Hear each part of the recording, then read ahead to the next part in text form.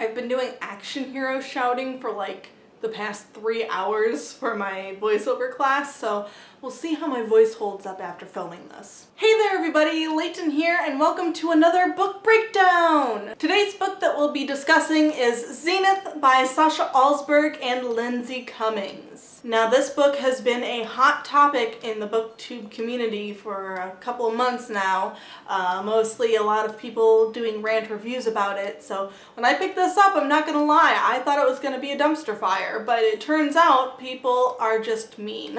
I mean, maybe people did sincerely hate this book, I don't know, but like, to me it wasn't that bad. I mean, it wasn't that good either, but it definitely wasn't that bad. As of filming this video, I haven't written my review yet. It'll probably go up the day before this video goes up or on the same day as this video. I don't know yet.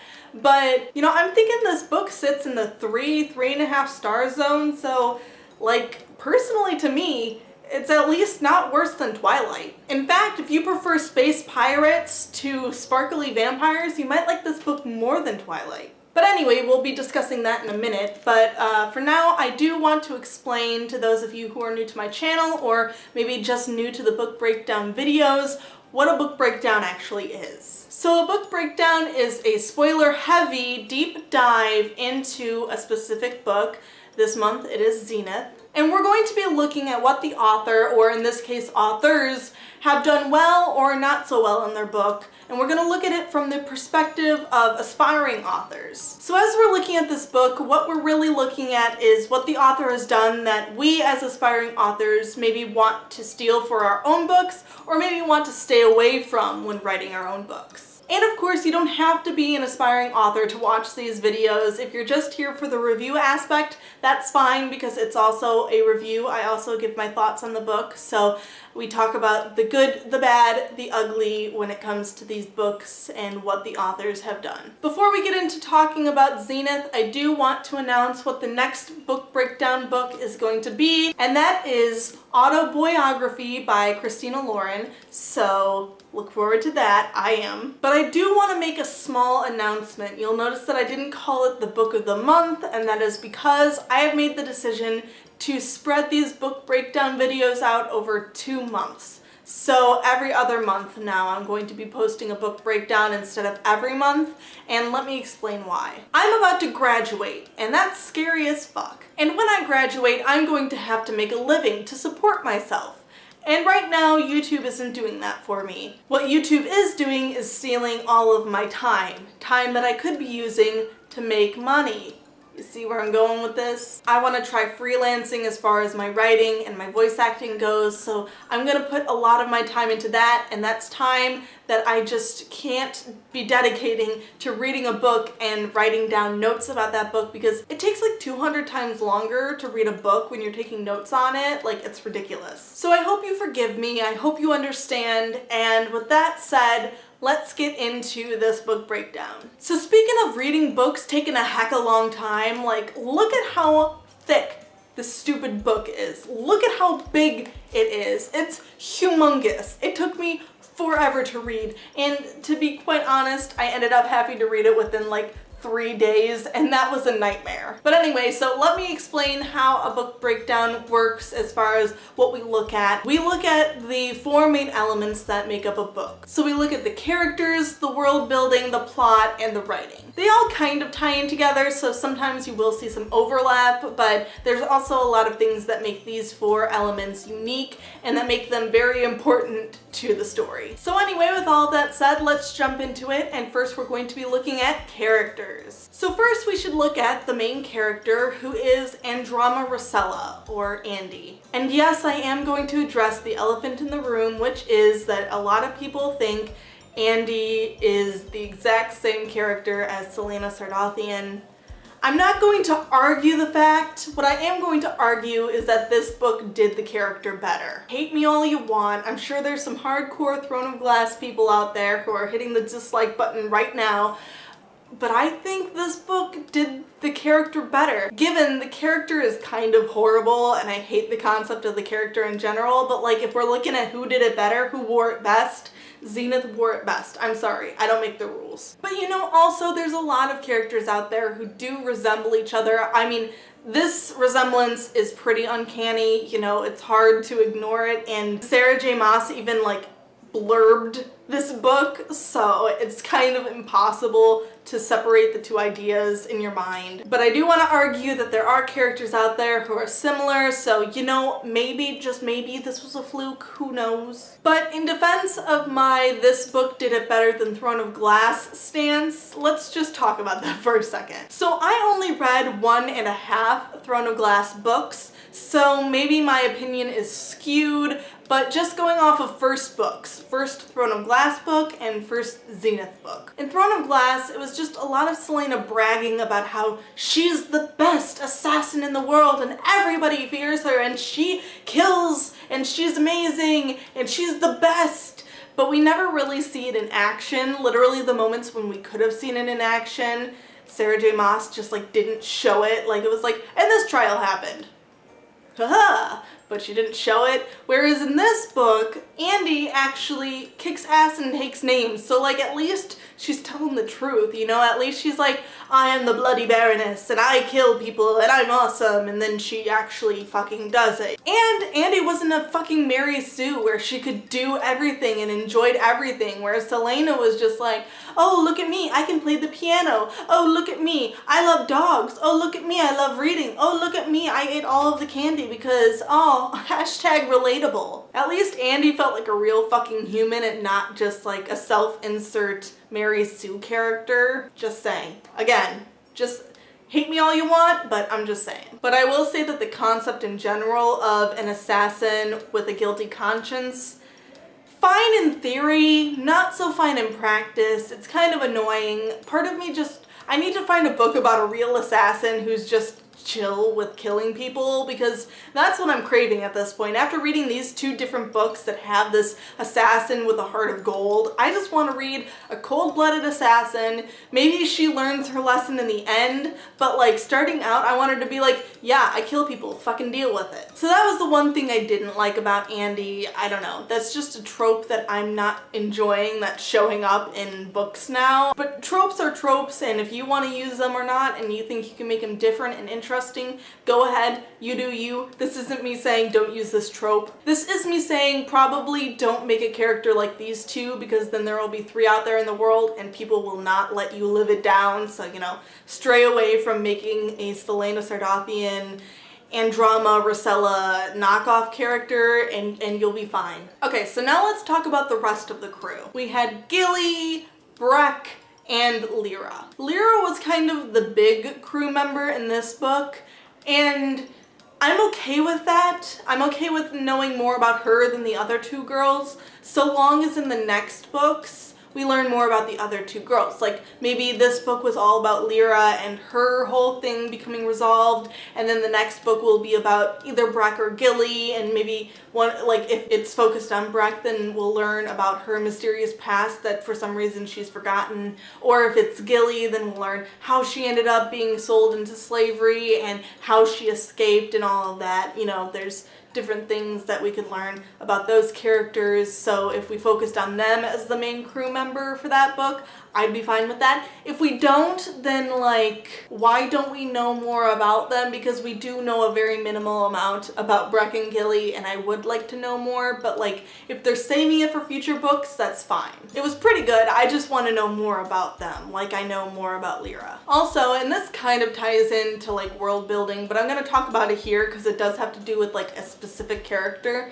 Let's talk about Breck's bulletproof skin for a second. I'm chill with it, I'm fine, I can dig it, you know. I did think that they did an okay job with it, but there were some things that didn't make sense, like the fact that Breck got punched and had a bloody nose, and it's like, she has skin on her nose, doesn't she? Like there's no way anybody, if you're bulletproof, you should also be fist proof and like butt of gun proof, you know? You should not be able to get a bloody nose. That's just, it should not be possible. Also, I did research just to see if it was possible for bullets, if they hit something, to like crumble and just fall instead of like ricocheting. And the research shows, but given it was very brief research, but the research shows that if you're shooting at something and it doesn't penetrate, then it ricochets. Like a bullet does not just crumple up and fall and die. Like if it hits bulletproof glass, it usually penetrates or it'll ricochet. If it hits a bulletproof vest, it usually penetrates. Not a good enough reason to use the word penetrate. Also, while we're talking about the crew's like weird stuff, I'm cool with Lyra's scales and like Gilly being like an awesome gunner. That's cool. Breck having her bulletproof skin could have been done better, but whatever. But what I can't forgive is Andy's stupid metal cheek implants. Because the book says that they're supposed to be like for protection, and it's like, protection from what? Getting slashed on that one very specific part of your body that nobody usually goes for in a sword fight? Like, sometimes, you know, if somebody's trying to be a cheeky little bastard, they're like, slice the cheek or whatever, but that's not normally where people are going with like swords and stuff, you know, or like bullets. They're not trying to shoot you in your cheeks. They're trying to shoot you in the head or in the chest. But she doesn't have metallic boobs. Oh no, she just has these metal cheek implants. You're going to find that this is a theme where I'm going to be pointing out stuff that these authors just put in because they thought it sounded, looked, seemed cool. Let's just admit it, let's just get it out there, and let's just move on. Ooh, now here's one of my favorite parts about books. The romance! Andy and Dex. Let's talk about them. I actually really loved what they did with this romance. I was expecting it to be this like, oh, they hate each other for a second, but then they get back together like halfway through the book or something, but like, they actually did it really well, where they had been in love and then they got pushed back together, so they had to work together, but they still hated each other, and like they didn't resolve their issues for a really long time, and then they finally did kind of talk it out, but then Andy actually needed some time to really think about things. You know, she didn't just automatically take him back. And then when they do finally like make up, Andy makes the really mature decision that, you know, we just don't belong together, we missed our chance, we ruined it, but you know, I forgive you and it's all good. And then, you know, if they do end up together later, it doesn't feel forced, you know, it feels like, okay, they went through all this stuff, and then once they go through everything that they're about to go through in the series, when they end up together, it'll feel more natural. I mean, unless they get together like immediately when the second book starts, then I'll kind of take this back. But as for like the trajectory of the relationship in this book, I thought it was really impressive. I was honestly impressed with it. It's definitely not something I've really seen. Like, it's the hate to love trope that I am trash for, but it was done differently. It was made unique, and I really admired that. It was a lot of fun to read. The only negative thing I have to say about it, and it's a very minute thing, but I will say the only negative thing I do have to say about it is that, well, we had Andy's whole angst-ridden, oh my god, I hate him, but my stupid heart has fluttery butterflies or whatever, like that was fine. But Dex's feelings for her felt very sudden. Like, in the beginning of the book, he was like, I hate her, she stabbed me and left me on a moon to die, and she's the reason for all of my problems, and I'm gonna catch her and I'm gonna take her back to General Cortas, or Corta, I don't know how to say that guy's name, but I'm gonna take her back to the General, and I'm gonna get my title back and a lot of money. And he just kind of hated her, and then suddenly they went to the bar, and Andy had been feeling all these feelings this whole time, but he was just kind of like, I don't want to have to work with her. She's the same old Andy, you know, I remember her, but it was never like, oh, I want to get back together with her. But then at the bar, just suddenly the woman that they met, whose name I can't remember, these people had weird names, okay, you can't expect me to remember all of them. But this woman was like, we didn't have sex, you know, because he was too busy talking about you and his feelings for you and stuff. And then suddenly Dex is like, I want her back, and I'm like, since fucking when? So that's the one thing I do have to say negative about it. So, you know, if you're kind of experimenting with this hate to love thing, just don't make one of the characters so filled with hate and then very suddenly be like, oh shit, I don't hate them anymore. I love them. I want to be with them. Like, no, you know, make it gradual, make it make sense. As far as the villains go, I thought that Nora was awesomely written. You know, I love my morally gray characters, and I especially loved her because this was something that I've never experienced before, which was where I kind of sided with the villain. Like, legitimately, I thought she had valid points, you know? These assholes in the unified systems just kind of left Zentera out to dry, and they're dying. Like, I think she has a very reasonable reason to want to go to war with these people. They kind of did her dirty at the end where they made her slit these people's throats in cold blood and made her seem very villainous, whereas before she felt like just a leader who's just willing to do what it takes to help her people. This made her feel very, villainous, and I didn't really like that. I like her to be more morally gray. I thought she was better that way. For the most part, I really liked her and what they were doing with her. So if you're looking to do something interesting and different with a villain, I definitely recommend something like this where you actually make the reader sympathize with the villain. I really liked that. I really did sympathize with her. It was a really interesting thing for me to experience. Also, can we talk about how Valen's personality just kind of shifted once we knew he was evil? Like suddenly he was like this simpering, lame guy who was like, oh, Nora's so perfect and she's the perfect queen and everybody will bow to her. I love her so much. And he was like this, like, I could see him rubbing his hands together maniacally. Like, Nora was a very realistic villain, whereas Valen was like, ha ha, it was my evil plan this whole time, and oh, look at her, she's so perfect. Like, I just hated his character as soon as he came out as evil. Like, he just suddenly became this completely different person that I could not sympathize with at all, and it was bad, you guys. Like, we're talking bad stuff now in this book, and that was bad. Also, speaking of bad, Claren. Oh my god, what the fuck? Her chapters were so confusing. I did not know what was happening half the time. They had really great imagery throughout most of the book. We'll talk about that later in the writing, but like, they didn't really describe anything in Claren's chapters, so I didn't know what I was seeing, what I was experiencing. I was like, what the fuck is a conduit? Why is she yielded? I got no answers about what she was or who she was or like why she was doing stuff. So it was just, her chapters were so confusing. So like, just don't insert a very confusing character. Make sure you explain enough to the reader that they're not, I know that maybe they want to keep the conduit a secret for now, maybe like, oh, keep the mystery alive so that that's something we discover later, but you've got to give some context or else I'm just gonna be so confused. Where did she come from? What planet did she come from? It said she was in a tower? Like, where? Why? How could she read minds? I know nothing about her other than her very basic plot line, and it's really annoying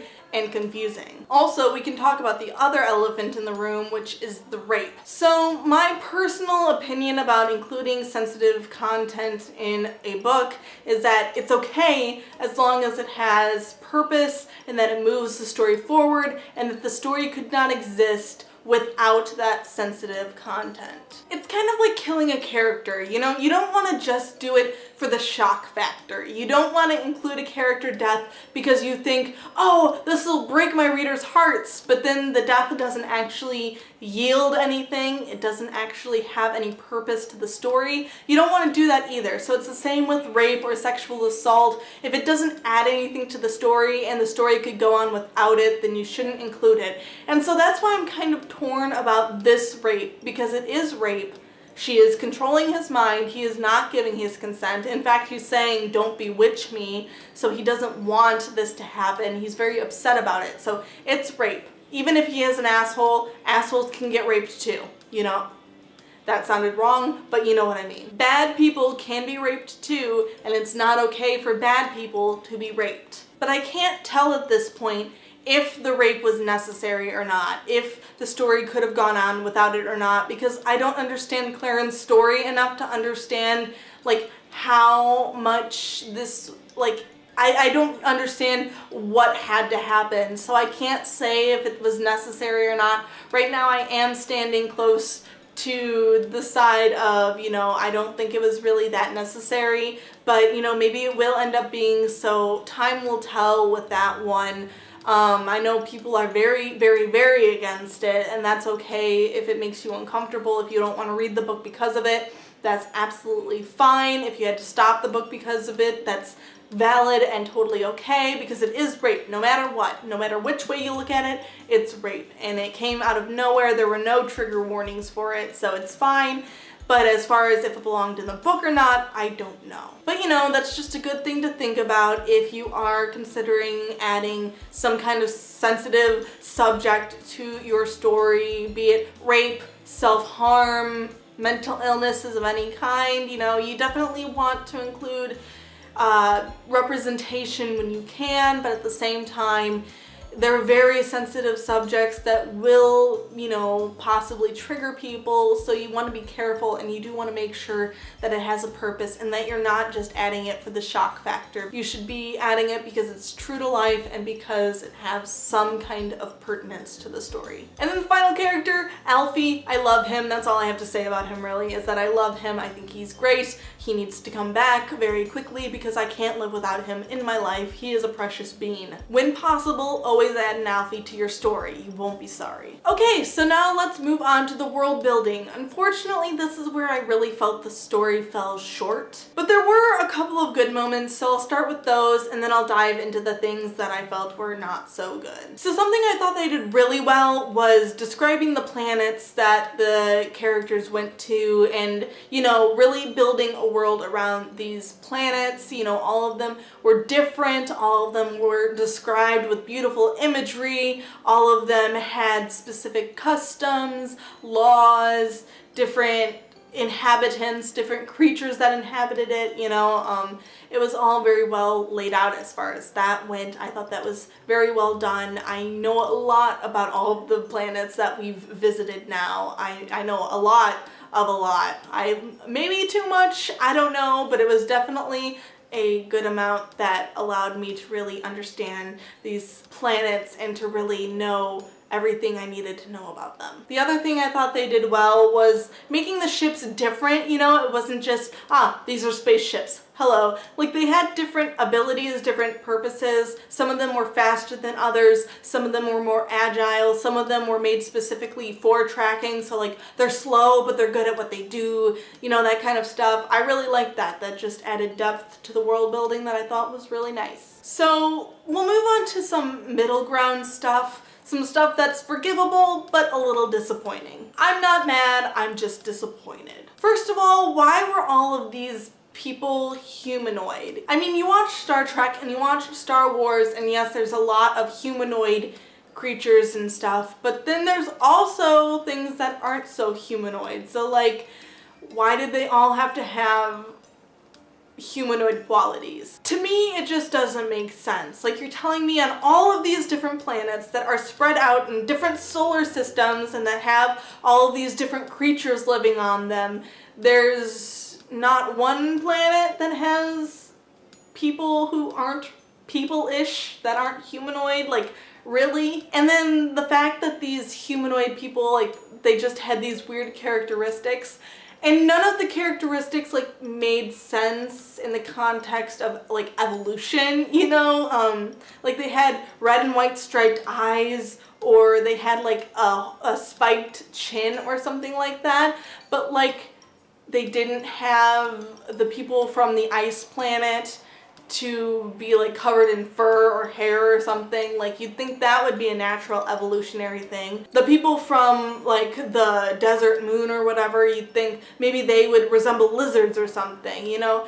You'd go that route as opposed to just, what's kind of quirky? Oh, multiple arms. Oh, webbed feet. I mean, the webbed feet, if that kid did come from like an all water planet or something, that would make sense. I have a feeling though they didn't think that far ahead. Again, they didn't add these things for a purpose. They added them because they thought it would look cool. I can forgive it because, like, you know, if they took the time to kind of explain how this stuff came about, maybe it could make sense. You know, I want to give them the benefit of the doubt, but at the same time, it's like, try harder. Try harder.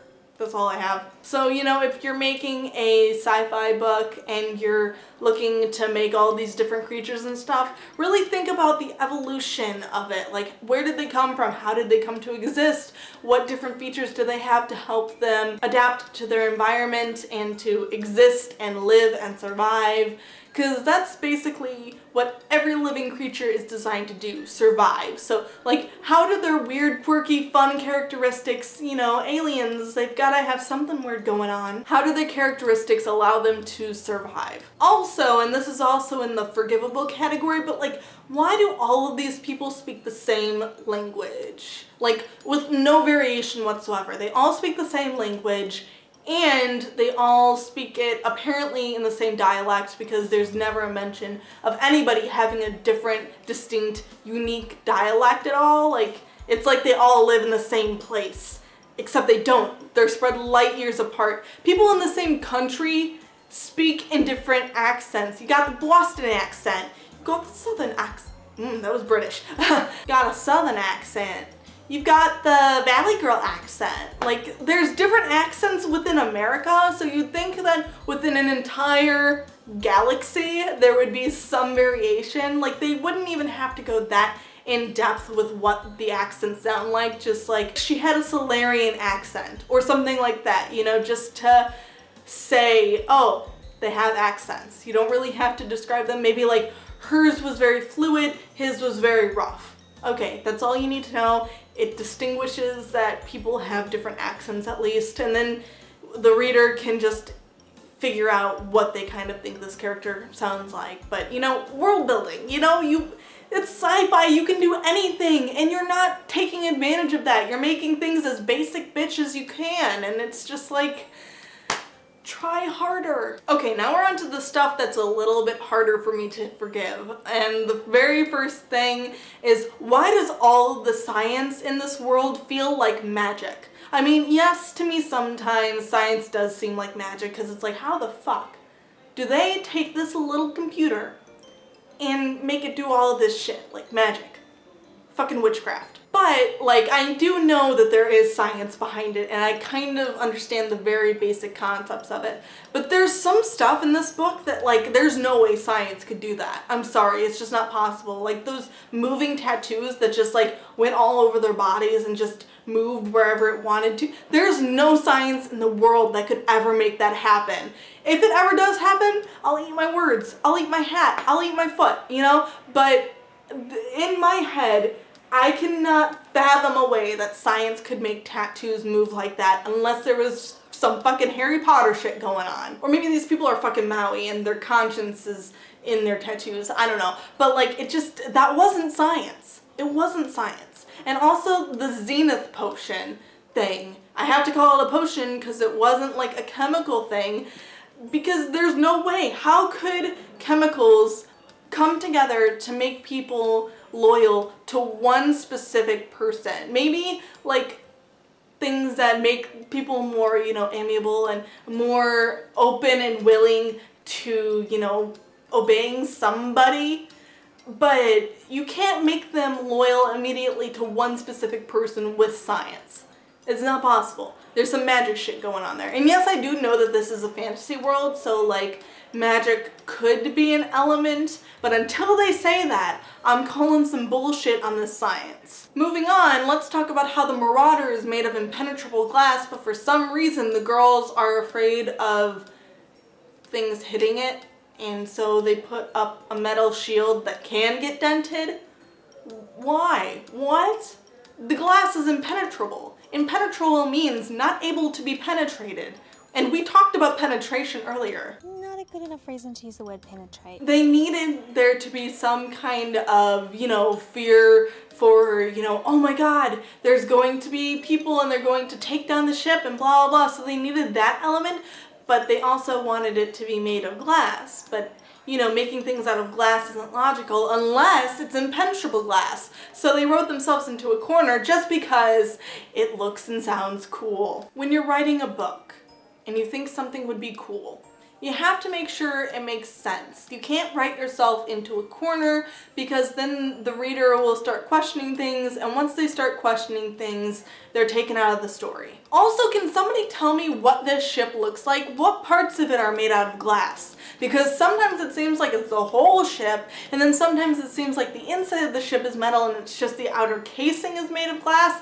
I honestly have no idea what this ship looks like. I have no idea. I am so lost. Okay, moving on, and now here's my favorite thing that I just thought was funny because it was just obviously they put no effort into this whatsoever, so it just kind of made me chuckle, and that was what they named things. Literally what they did was they took a regular Earth thing and then they put a space-centered word in front of or behind it. Moon chew, biodrugs, God stars, you know, they just literally took something normal and then added a space word after it. And they're like, see, it's science fiction.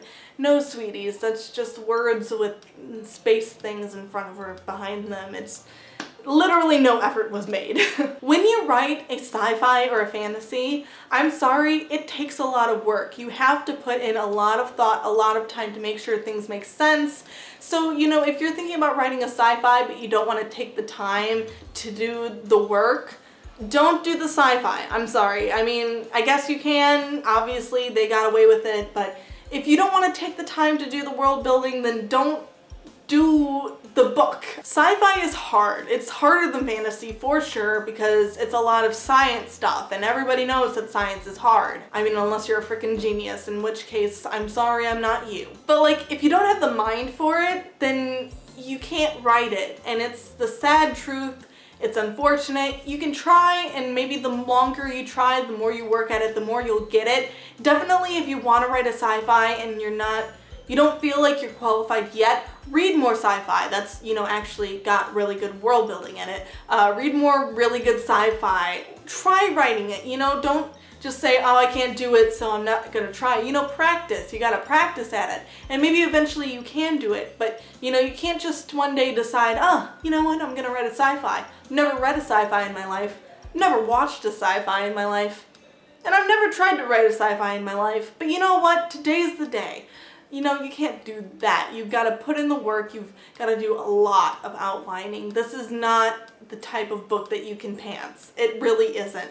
I mean, I guess you could pants a rough draft, but eventually you're really going to have to put a lot of thought into it. So, you know, just keep that in mind if you were ever planning on writing a sci-fi. So now let's move on to plot. I think plot and characters are my two favorite things about this book and what really saved the book for me. I enjoyed them enough for me to want to give the book 3 stars, even if it does have all of these other failings. Because for the plot, it really was a cool concept, you know, this band of female space pirates who just kind of, you know, go about their business, killing people, making money, you know, doing black market stuff.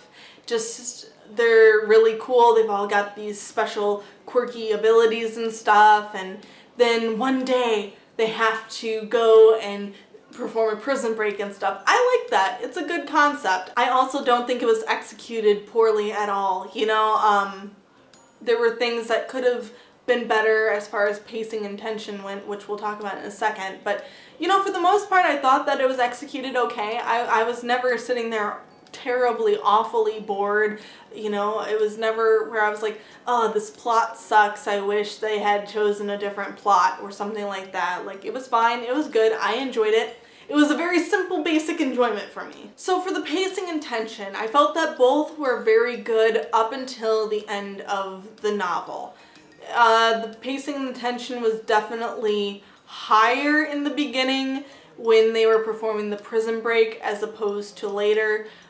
They did do a good job of trying to move it along, you know, with the crash and then the attack when they were at that first dance and then the attack at the second dance, but we'll talk about the duo dance attacks in a second.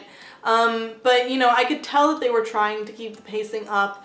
They didn't entirely succeed, but it was pretty good up until the end. Like, really? Up until they left Lyra's home planet and headed for Andy's home planet, I felt like the pacing all the way through there was pretty good. It was that last chunk that really faltered as far as pacing and tension went. The tension was pretty good the whole way through up until that ending bit. The pacing was off and on. I think the drop in pacing and tension could have been very easily fixed by taking out the first dance scene. Now, this does not mean that you have to take out the entire scene. Just say the authors really don't want to take out the part where they crash land on Lyra's home planet. Okay, fine. Leave that in, but don't have the dance. Have something else happen, and if you're going to have an attack, make it feel very different from the one that happens at the end. Also, when they get to Andy's home planet after this crash, it should have been going like this by that point. There shouldn't have been very many short breaks, and instead it was a lot of long breaks where they were waiting for the dance to happen and they were getting all dressed up and Andy was meeting her parents again and stuff. And I know that stuff feels important, but it's more important to be able to keep the pacing up. Maybe she could have seen her parents at the same time or something, just to shorten that up. Maybe they could have not gone into detail about them getting dressed up for the dance, especially since they had that first dance scene where it was they all got dressed up for the dance, then they went. This was like deja vu. Even Dex said it was deja vu, so they were acknowledging it, they just didn't fix it, and that's lazy writing to me. So I think it could have easily been fixed if they had just cut the first dance scene out and had replaced it with something else so that it didn't feel as similar, and then if they had crunched down the amount of wait time between that attack and the final attack, I think that would have totally fixed the pacing problem and the tension problem as well. I will say though, there was a really great moment of tension at the very end where it really felt like they were screwed. Andy was stabbed and so was the general, and Dex was hiding behind the bar with both of them, and there was no way out of the room, and I definitely felt like they were screwed. I didn't know how they were going to get out, and that was a really great moment of tension. And then when it was revealed that there was the hidden passageway underneath the bar, I thought that was so well done. So kudos to them. That was really, really, really well done. It was a great moment of tension that had a great, oh holy fuck, awesome, that's so cool moment right after it. So I really loved that moment, and I thought that was really well done. And that's a good thing to remember too about climaxes in general, is that you want to have a moment where it feels like everything's fucked and there's no possible way the hero could get out of it. You know, it's like, well, they're screwed. Nice knowing you, hero. And then something happens and either they don't make it out if you don't want a happy ending, or they do make it out if you want the happy ending. There's either way you could go with that. But that's a really great moment of tension that should happen right at the climax. Okay, and then the last thing we have to talk about is the writing. So this is another thing where, you know, there's some good elements and some not so good elements to the writing. So we'll talk about the good stuff first, because I like to start positive. So the humor was pretty spot on. Like, there were some moments where they got some really good chuckles out of me, and one moment where they got a legitimate belly laugh from me. They also had some cringy moments, and there was one joke that was like about space junk, and it was very poorly executed, and I was like, oh, baby no, but like a lot of the humor in this book was good. Also, I felt that the action scenes were very well written, which was super important in this book. You know, it's all action, it's badass space pirates kicking ass and taking names, so you know the action had to be good. I especially felt the action in the prison break scene was amazingly executed. I could see it all clearly and I knew where everything was, and Andy was badass in it. So if you're looking to write an action scene, this is not a bad book to look to. It did it pretty damn well. So now let's talk about some of the bad writing, and there was unfortunately quite a bit of it. The first thing is kind of general, and that's just the writing style in general. I felt that there were some moments where it was trying too hard to have beautiful writing when, you know, this type of sci-fi, it's a young adult sci-fi that's very action-packed and everything. You know, it shouldn't try to be something it's not, and what it is not is a literary fiction novel. So there were some moments where the language just felt out of place, but especially towards the end it kind of seemed to fall into step with what the book was, and it felt more natural. So, you know, it was a hit and miss type of thing. The next not so good writing element is something that I've heard a lot of people complain about in different reviews, and that is moments where they say stuff like, her smile was smooth as spiced rigna, or it flew faster than a darawak, or whatever it's called. And people say that that's bad because, you know, you don't know what these things are, so it's not a good metaphor because, like, I don't know how smooth Spike's Rigna is because I don't know what it is, so, like, I don't really know how smooth her smile is.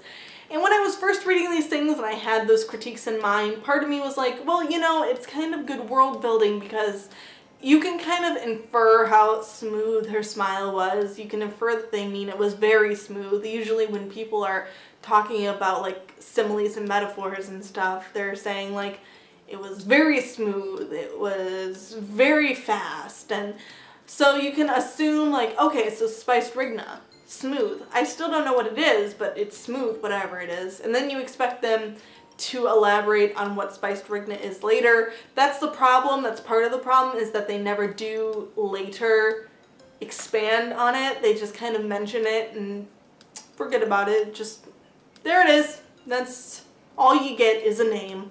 At first I thought it was some kind of chili thing, but then it was like, it makes you loopy and weird, so I'm like, maybe it's some kind of alcoholic drink. So I still to this day don't know what spiced Rigna is.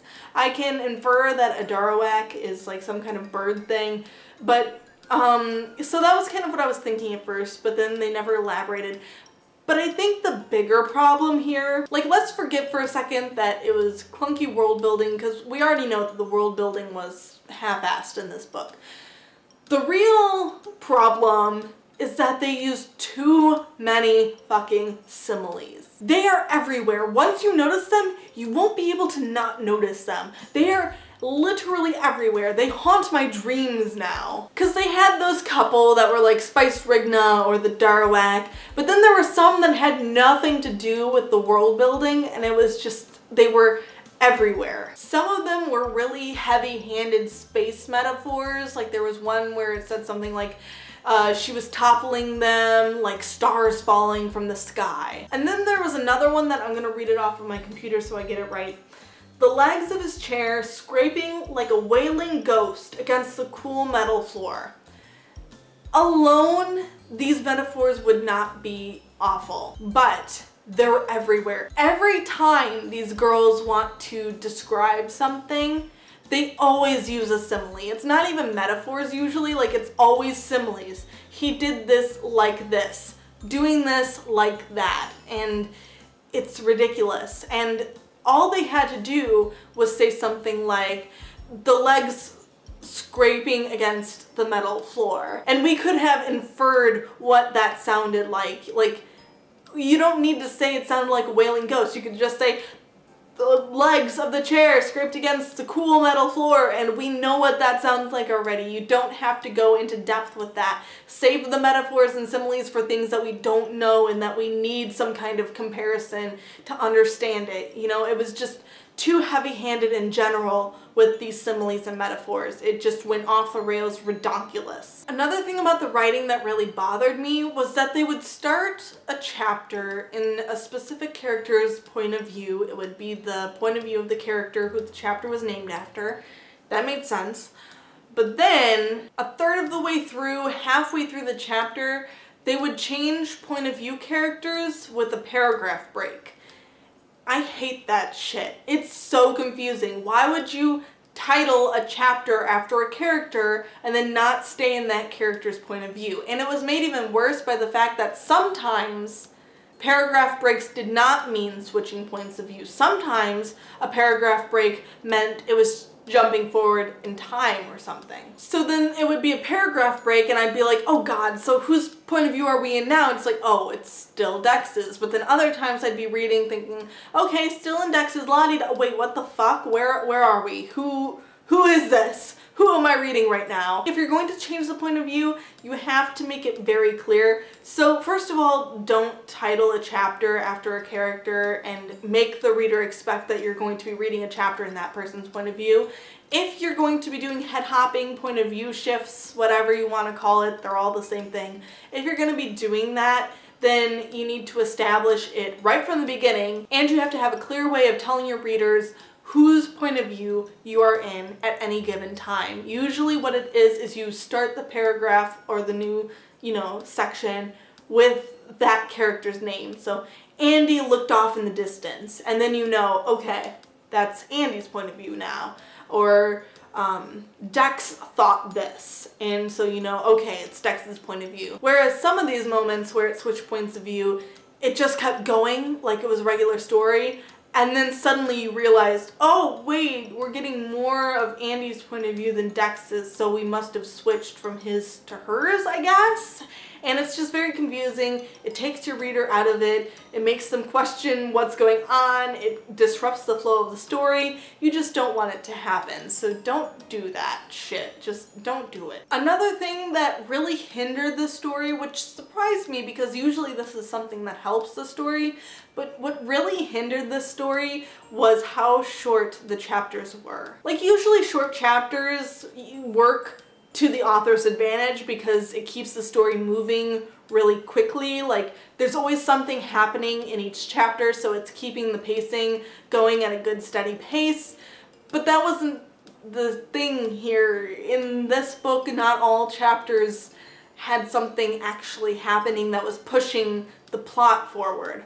Like there was a ton of flashbacks that, yes, they establish more of what's going on and it kind of adds a little bit more depth to what's going on, but they also didn't actually push the story forward at all. Like it was just totally background information that didn't push things forward. And that's what chapters need to do, is there always has to be something in a chapter that pushes the story forward. So because of this, there was a lot of moments where there were a ton of chapters in a row where nothing was really happening, you know, there was nothing exciting really happening, and all of those chapters could have been put together into one big chapter, and so it wouldn't have made it feel like it was taking so long to get to, because when you see, oh, another chapter, another chapter, another chapter, and nothing's happened yet, and it's just chapter after chapter, it's like, when is something exciting going to happen? And it feels like it's taking longer than maybe it would feel if all of those chapters had been mushed together into one big chapter.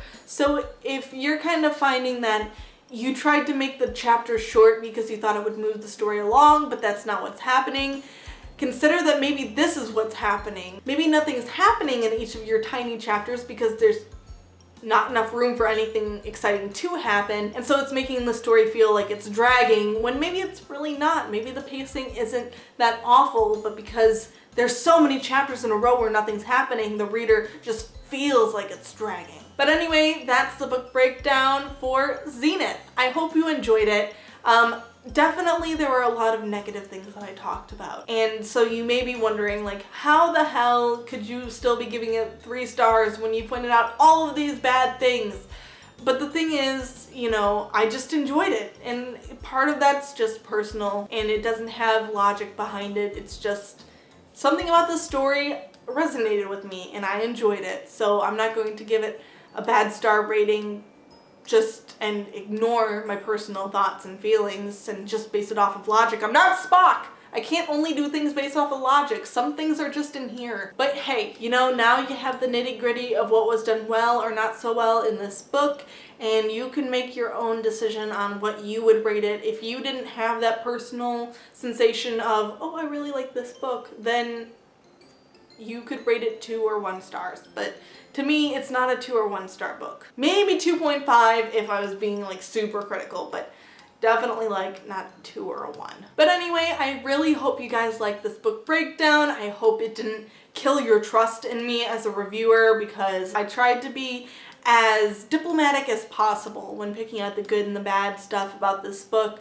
You know, I didn't want to go into it swayed by all these different reviews that I had already seen, but I also didn't want to, you know, give it a really good rating just to, you know, spite them if I didn't really feel that it deserved it. So, you know, I just try to be as diplomatic as possible and really just look at it as what was done well and what was done not so well. And the rating is more of just my personal opinions, but as far as, you know, picking out the nitty-gritty what's good and not good, that's definitely totally not influenced by my own personal opinions, usually. But anyway, make sure to come back next time so that we can discuss autobiography, which I'm really excited to review. Like, I've been excited to read this book for a really long time, you guys. But remember that that book breakdown will not be up next month in May, but instead in June, so you can look forward to that.